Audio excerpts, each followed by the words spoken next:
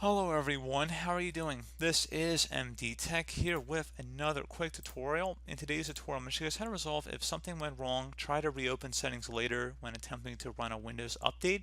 So this should hopefully be a pretty straightforward tutorial, guys, and without further ado, let's go ahead and jump right into it. So we're going to start off by opening up the Start menu, type in Services. Best result should go back with Services listed right above App. So go ahead and left click on that to open it up. Now you want to locate the Update Orchestrator service and double click on it. Set startup type to automatic if it's not already, or automatic delayed start, whichever one, that's fine, one or the other.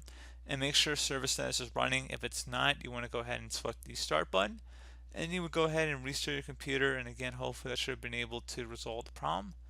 Something else here you can try, close out of here. Another thing you can try here would be to open up the Start menu, type in Troubleshoot. Best result should come back with Troubleshoot Settings. Go ahead and left click on that to open it up.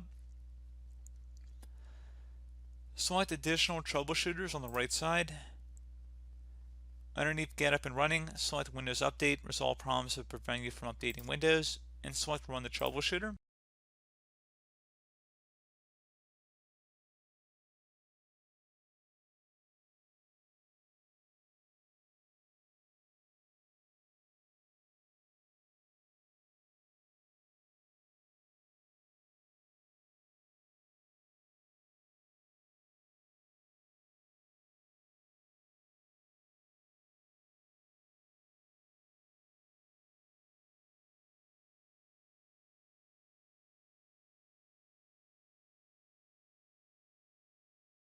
Okay, so you can see it actually did fix something here. Let's just restart your computer again and see if that resolves the problem.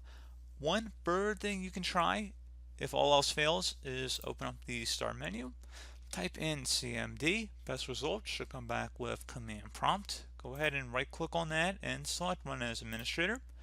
If you receive a user account control prompt, go ahead and select Yes. Now into this elevated command line window, you want to go type in SFC followed by a space /scan now. Scan now should be one word attached to that / out front. Hit enter on your keyboard to begin the system scan. This will take some time to run, so please be patient.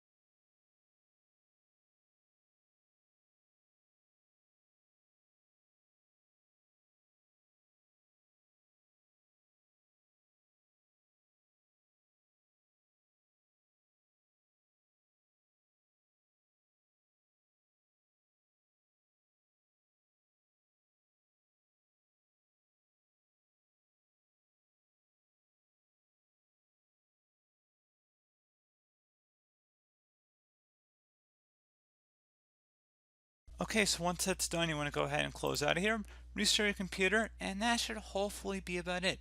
So as always, thank you guys for watching this brief tutorial. Do hope that I was able to help you out, and I do look forward to catching you all in the next tutorial. Goodbye.